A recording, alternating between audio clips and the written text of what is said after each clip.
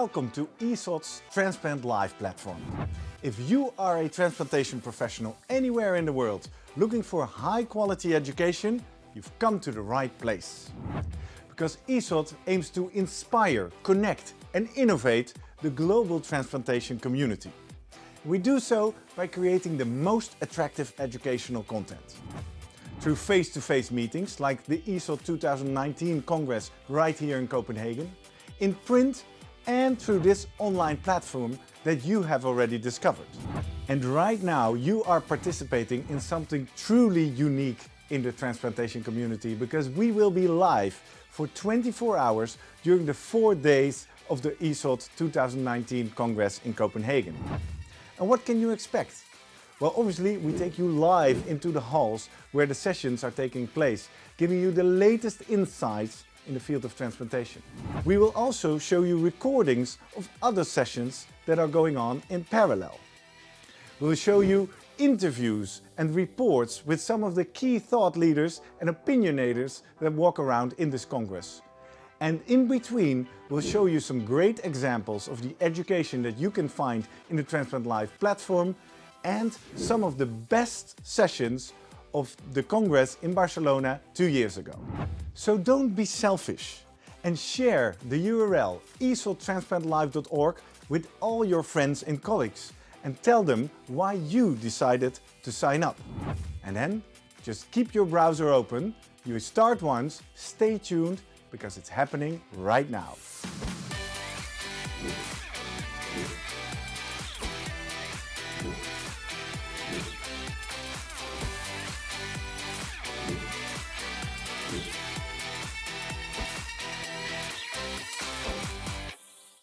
Hello, good morning and welcome back here live from the Bella Center where we're ready to kickstart the third day of the ESOT 2019 Congress here in Copenhagen. And we're leading in to a very exciting session, a state-of-the-art session number 5, which is titled DCD, Pushing the Boundaries. And why is that session so exciting? Well, first of all, it's an advancing topic. But secondly, at this moment, in 4 different locations in China, there are healthcare professionals from all over China gathered who will participate live in this session. And after the state-of-the-art session, Franz Immer and Philip Dukowski will come into the studio and will answer live all the questions from the Chinese audience. So we're truly connected all over the world. Well, when you are watching, you might be wondering who I'm cycling through Copenhagen with, but I'm now joined by Gabriel Ionescu from Edinburgh in the UK. And if you've been a part of this broadcast for many times, you might have recognized that we already broadcasted him on stage in Barcelona, the Best of Barcelona sessions. You were there with the state-of-the-art session talking about normothermic perfusion. Yes. And yesterday, we discovered you back here on stage again in an elevator pitch session. Yeah. Where you took 1 minute to convince the audience to share your full story. Did you get the additional 5 minutes? I did, and it was quite fun actually. It's a lovely pitch you have to make, and we had some interesting data. Yes, because let's share. What was the topic of your paper you presented? So, just to put things into context, we've got a lot of new technologies here at the Congress, and that's fascinating to see. And our interest has been normothermic regional perfusion, where you actually take perfusion into the donor. And that's probably a game changer in terms of results. So what we showed yesterday is not only you increase utilization and outcomes, but actually you reduce the cost, and it's very cost effective compared to some of the more expensive technologies which are perhaps used as single organ perfusion. Yeah, because what type of technologies did you compare to start with? Well, we compared with what happens at the moment in terms of complications and outcome, because at the end of the day, if you use a technology, no matter what that is. And when you say technology, you talk about ex vivo perfusion. Exactly. Exactly. So whether you use ex vivo or you use normothermic regional perfusion, you really need to show improved outcomes. But in the current climate, money is very scarce, so you need to show that it's cost effective. Yeah. So that's what we did. We compared what we do at the moment with what would this new approach give us. And can you share a little bit about your research setup? How did you set out to compare these two scenarios? So this is the two-center effort, essentially looking from Cambridge and Edinburgh. And we looked at our data, and then we involved some health economists, some patients, and we collected data over a year. So then we calculated the costs. It's been a very, very busy and very difficult exercise to gather all the costs, but it had to be accurate to convince people, and particularly the paymasters, the health care providers. Exactly, and I think calculating the cost is a meticulous task, but it's possible because you can just go through the steps and label cost to them. But you talk about cost effectiveness, so you also have to kind of put a value on the benefits. Exactly. How do you value outcomes? Well, so what we value outcomes is different from what health economists value outcomes, is completely different from what patients value as an outcome. Yeah, but for tricky exercise. It is a tricky exercise, but for this particular exercise, we looked at QALYs, so quality of years saved provided by the procedure, and the cost per QALY. Exactly. So just to give you an example, in the UK, the government is prepared to pay £60,000 per QALY. Okay. Up to that value is what is effective. And above that? And above that is no more. So we did the calculation, and our price came at 13,000 per QALY. Wow. Compared to other technologies? Well, we don't have the comparison because no other technology has done that yet. You can just show that it's a really low, relatively low cost for extra quality of And that is for a 10-year horizon. And again, the data is based on liver only, and we have not accounted for better outcome with the kidneys, more kidneys recovered, and pancreas. So when you add this on, probably it's a lot more cost effective. Wow. And if you go back, so this is the core result. Throughout this process, what was your biggest surprise? The biggest surprise was the magnitude of the effect, and particularly when we only focused on livers. So it's quite difficult then to say shouldn't be implemented. I think it should be the standard of retrieval for all DCDs. Yeah. From an economic perspective, are there medically any other drawbacks, or is it all just green lights? It's not economic. It's also outcome. It's also number of organs recovered. So you transplant more people with better results, basically, and that's what matters at the end of the day. Patients won't necessarily look at the cost effectiveness or the value. Yeah, the society will. The society will. But they will be interested in, am I going to get a better organ? Yeah. Am I going to get more organs so more people are transplanted? So, Gabi, how come this is not yet common practice everywhere around the world? Well, like any new technology, it needs to be implemented safely. And I think the message we got in this Congress is, of course, people will be eager to try this, that, the other. But at the end of the day, it needs to be safe. Because if you do not do it safely, you end up with major problems. And it's a detriment of everyone else. Exactly. So I think it'll come. It's common practice in the UK, or becoming common practice. It's more common in Spain, France. We recently trained the teams from Norway, Sweden, so people are seeing the benefit and they're coming to us. So you are literally on a mission, on a tour, like we are on a bike here around Europe to get everybody on board with this. Now I'm curious, what if, and I hope, we meet again in 2 years in the Congress in Milan. Yep. What will you be working on next? What is the next step for you? I think the next step for me is on a number of levels, but purely related to technologies, is how do we decide which organ needs what approach, and how do you integrate the various approaches, inside to, exside to, into delivering a better organ for the patients. And of course, how do you assess the organ? So it all comes together. Mm-hmm. So I think the next years will be fascinating in terms of delivering a number of trials, in terms of delivering new results, and allowing us to compare some of these wonderful technologies that you've seen here. Oh, very exciting. Thank you for sharing this with us, and thank you for riding along. Thank you for riding along. If you just joined us, we've been talking to Gabriel Ionescu, who is sharing his research about the cost effectiveness of regional, that's what I was looking for, right, inside. Because I'm trying to build the bridge to an interview I had earlier in the studio today with Ina Jochmans from Leuven in Belgium, who is a real expert on the ex vivo machine perfusion. And I talked with her about what that means for this field and where we are. So let's have a look.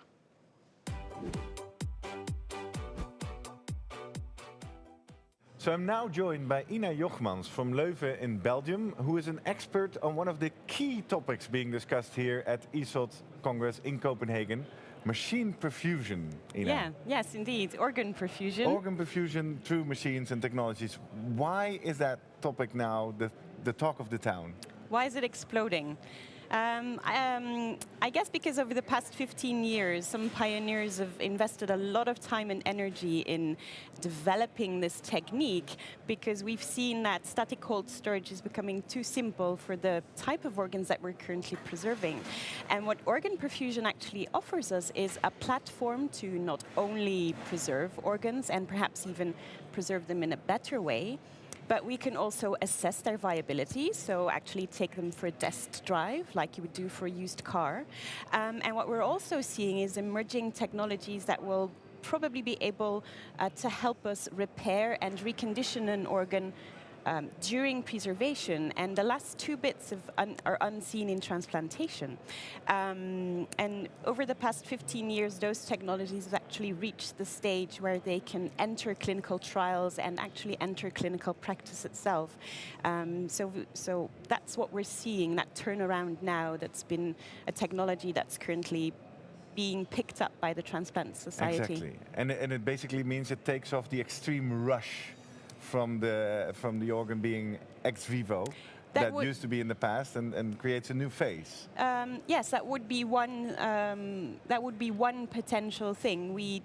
There is some suggestion in the evidence that we can indeed go on and preserve organs for a longer period of time, which does take away the stress and spares the surgeon's coronaries. We're not there quite yet, but the evidence that's there seems to suggest that we might actually get to sleep at night. Exactly, because you are, that would be something. Yeah, imagine. Really well planned out transplantation surgery. Yes, Wow. yes, taking away the rush, taking away the emergency, and making it into an elective procedure, which is better for the patient. Yeah, for a lot of things. But also for the logistics. Yeah. Because you'll be the chair, and you've been designing the plenary 3 session, which is titled Perfect Organ Preservation and Reconditioning. Is it an elusive dream? And in that session, 5 different visionaries will share their dream, and then you will debate the challenges. Let's start with the first part. What dreams can we expect to hear in that session? Yeah, so when Harry Leuvenink and I were thinking as to how we can do a plenary in ESOT style and make it fun and interactive, we thought it would be good to introduce this concept to the general audience of the Transplantation Society and design a plenary session that would be highly interactive and in a different way. And so the dreams that we're referring to is actually not only preserving organs, but going towards what I would see is the future of transplantation. That are actually organs that are available on demand, so we don't have to wait for anything. You open the fridge, for example, and they're there, or open the cupboard. That are non-immunogenic, which means that we wouldn't need any immune suppression, and that are non-injured, so really the perfect organ, as you would have seen in sci-fi movies, I guess. Exactly. And so although that dream's a long way off, I think there is evidence from this conference and beyond the conference that might not actually be an unrealistic dream, and we might actually be able to get there. Wow, very exciting. However, second part of the session, of the course. grand challenges. How far are we on our way, on our journey to that dream? Yes, well, obviously I'm not going to spoil everything for Plenary 3. Because this is actually a teaser for people to come join you. Oh, is it a teaser? Okay, come join us. Yeah. So we have 5 visionaries who are going to come in very brief talks, explain to us what they see as the future of organ perfusion and organ preservation. And all of them have their specific expertise, and what we're going to do in the debate session is actually talk to them and then to other experts that are going to join us into teasing out exactly where it is that we are, evidence-wise, trial-wise, basic science-wise, mechanisms behind everything, and kind of sketch how far along the road towards that perfect endpoint that we've come. And if we draw a scale from 1 to 10, 10 being the perfect dream, and 1 is just an idea on a piece of paper, where would you say we are? There is some clinical practice, there is some scientific evidence. Definitely. Where are we on that scale? Very difficult question to ask, and people are going to resent me for saying this. probably maybe a 4 or a 5. Exactly. So I think still on the low side. on the lower side, because, and I think Stefan Schneeberger told you or discussed this with you, what we're currently seeing is the push of years and years of preclinical work, of a new innovation getting into clinical practice. And we've really laid the cornerstones of the building that needs to be built, and we've started building it. And what we're seeing is that people are picking up not only on the technology, but are realizing what the potential of the technology might be. So the interaction with drugs or stem cells and repair, the discovery of how an isolated organ works if you take it away from the body. And all of these concepts are there. There's proof of principle, but actually making that happen, understanding how it works, and then making the leap and the jump towards actually tailoring preservation to the organ is, I think, a little while off. A huge gap, yeah. Yeah, but if you then see how quickly that the field and evidence is actually moving and how exponentially that goes, I think we might make it from a 4 to 5 to 7 or 8 in a fairly quickly. Fairly quickly. So if people are watching this, they're young or even senior transplantation professional, and they want to contribute, where is the research needed? What are the hot topics that people, if it's up to you, should dive into? Yeah. I think it depends on where their expertise would be. For clinicians, I think it would be extremely valuable if we could share our experience on international basis by connecting and networking with each other, learning from each other, because as this is a new technology, it requires... First translated into practice, what happens? It requires expertise at this point, and really you're going from a few expert centers who are using the technology towards implementing that on a wide scale, and going from something that someone with a lot of experience is using, going to a plug-and-play device requires training. And so that's one thing that we need people in. So education and training, sharing experience. From those that are interested in contributing to the science, I think we need people who want to invest in getting funding and doing good research, because everything starts with good research, and we need international collaborations to do that. There's not a single center that can get the amount of patients that you would need to do good clinical trials. So that's something else. We would very much benefit from having people contribute to large registries so that we amount data, so that in a few years' time we can actually dive into that, use AI and big data analysis to come up with mechanisms and things we're not seeing yet. So that's something.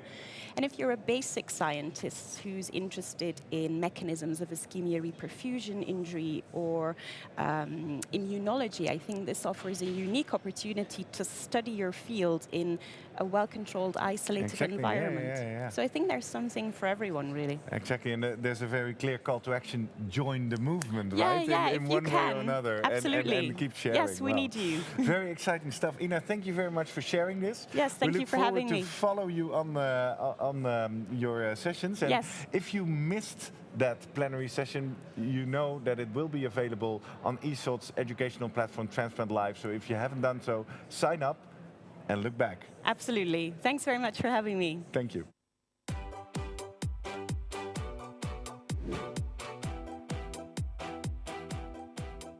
Yes, and this is me, back to me. Now we're back live here at the Bella Center in Copenhagen. And let me extend a warm welcome, a good afternoon to all our connections in Asia who are currently live connected to this Congress here in Copenhagen. We have 4 different locations in China where healthcare professionals are gathered, kindly hosted by Roche. And Roche Pharmaceuticals has been a kind supporter of all these broadcasts throughout the years. And this year again, they're connecting people all over China and connect them live into this conference in Copenhagen, where we're about to start with the session, State of the Art number 5. State of the Art meaning you get the latest and the greatest of what's going on, in this case, about DCD donors. And the title is pushing the boundaries. How far can we go? And I think that topic is very closely related to what Ina Jochmans was just talking about, the ex vivo machine perfusion, which allows us to significantly recondition and improve organs before we transplant them. Now, if you're watching this on YouTube or Facebook, you should understand you're watching some kind of free sample of the 24-hour broadcast that is going on here in Copenhagen.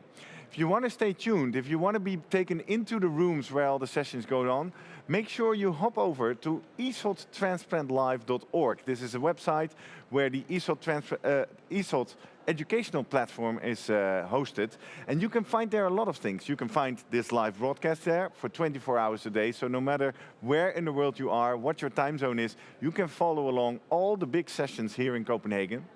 Secondly, you find an extensive library of all the previous Congress sessions going on from Barcelona, from Brussels, soon also all the sessions here from Copenhagen. So you can dig up and look up anything you need and reuse it either in your educational activities or for your own inspiration. And thirdly, you find a broad range of educational courses that you can go through step by step. You take the quiz at the end, and you will actually get your CME credits for that. So that's your permanent education accreditation through these online courses. So I invite you all to do that. Now, what's going to happen here this morning? Soon we're going to go into the session, follow the session on stage, which is chaired by Franz Immer from Zurich in Switzerland. And we'll have 3 different speakers. But instead of me announcing all the different topics and speakers, why not listen to Franz himself, who I caught up earlier when he was designing the session, and asked him what it was all about. The key thing what you will learn in State-of-the-Art Session 5 is that we have to standardize and to move forward in DCD donation all over Europe and worldwide, and that we really have to discuss about ethical issue in a very important field of donors, which will help us to deserve our patients on the waiting list with qualitative good organs. So if you are interested in DCD donation, discussing about boundaries in this very important field, please join us at the State-of-the-Art Session 5 in Copenhagen. It's an amazing event, amazing session. We are looking forward to having you with us. Yes, so that is Franz Immer, who will be chairing the session. And I'll take you quickly through what's going to happen on stage there the next 90 minutes. First off, we're going to start with Beatriz Dominguez-Gil, who will give us an overview of the European survey on DCD practices. So we'll get an insight on where we are with DCD in Europe right now. Second up will be Andal Av, who will give a talk about the ethical issues considered in DCD donation. And she will explore the boundaries, what's okay, what's not okay, what are the ethical considerations that you should keep in mind. And third up, we have Philip Dutkowski, who will talk about the impact of procurement modalities and machine perfusion techniques on the prediction of graft function and outcome. As said, very closely related to the topic that Ina Jochmans was just talking about. And then in the last part of the session, we will have an interactive discussion by the 3 of those on stage, where they explore the state and which boundaries to be pushed. Now, then, please stay tuned, because we take Franz Immer and Philip Dutkowski straight from stage into this studio here. They'll be sitting on these 2 chairs. And at that time, we will connect live with the 4 locations in China, which are Guangzhou, people gathering there. We have Zhengzhou, we have Wuhan, and we are connected to Beijing. And in Beijing, there's a special guest present there. There will be Professor Xi Bingyi, who is the chairman of the Chinese Transplant Association. And to kick off this coffee break session, he will give us a short introduction about the progression of DCD donation in China. So we'll literally learn from both ends, with Beatrice sharing the status of DCD in Europe, and Professor Xi Bingyi sharing what's going on in the Far East, or at least specifically in China. Then we'll connect individually to all the different sessions and all the different locations, I should say, in China, and we'll give them the opportunity to ask their questions to both Franz Immer, the chair of the session, and Philip Dutkowski. It's 9:10. They're starting in room A2. I hope to see you back at the coffee break. In China, first of all, Beijing. Welcome, Beijing. I think they will be soon in the screen. Welcome, Beijing. Welcome, Guangzhou. You're very welcome. In third place, Zhengzhou. Welcome, everybody. And in the fourth place, Wuhan. We have an extended room here. Thank you so much for attending this session. I hope you find it interesting. Okay, so we have organized, my co-chair, Franz Zimmer, and myself, this session. In the three presentations, we are overviewing the technical and the comparative dimensions of DCD protocols across Europe. Then we will have a session, this first session will be done by Beatriz Domínguez-Gil. The second session on the ethical aspects, and the third session, the second session by Anda Leave, and the third session by Filip Dukowski on a specific procedure of organ preservation. So, at the end, the three of the speakers will come here and have a discussion. So, each of them will have some time for questions, for 1 or 2 questions after the talk, pressing questions that you might want to ask. Then they will have a big discussion. So I want to welcome Beatriz Domínguez-Gil. Thank you very much for accepting this invitation. She is the director of the Spanish National Transplant Organization. I think most of you will know her. Thank you very much, Beatriz.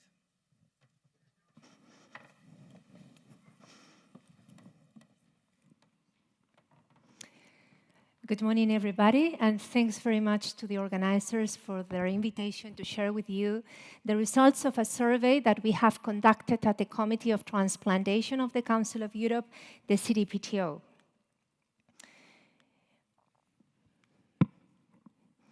Well, as you very well know, the first deceased donor organs, the first transplants, were performed with organs obtained from persons who had been declared dead by circulatory criteria. This was the case of the first heart transplant performed by Christian Barnard in 1967. Dennis Darvall, the donor, who was likely in a brain death condition, was declared dead after 7 minutes of complete absence of cardiac activity and spontaneous respiration. But it wouldn't be until the 90s when the interest about DCD re-emerged. This was made evident in this first international workshop on DCD held in Maastricht, the Netherlands, in 1995. You all know the classification of DCD donors that derived from this workshop. I'm just going to display to clarify that I will be using the term uncontrolled DCD to refer to category 2 DCD donors. This means persons who have been declared dead following an unsuccessfully resuscitated cardiac arrest. And I will be using the term controlled DCD to refer to category 3 DCD donors, persons declared dead following the withdrawal of life-sustaining therapies.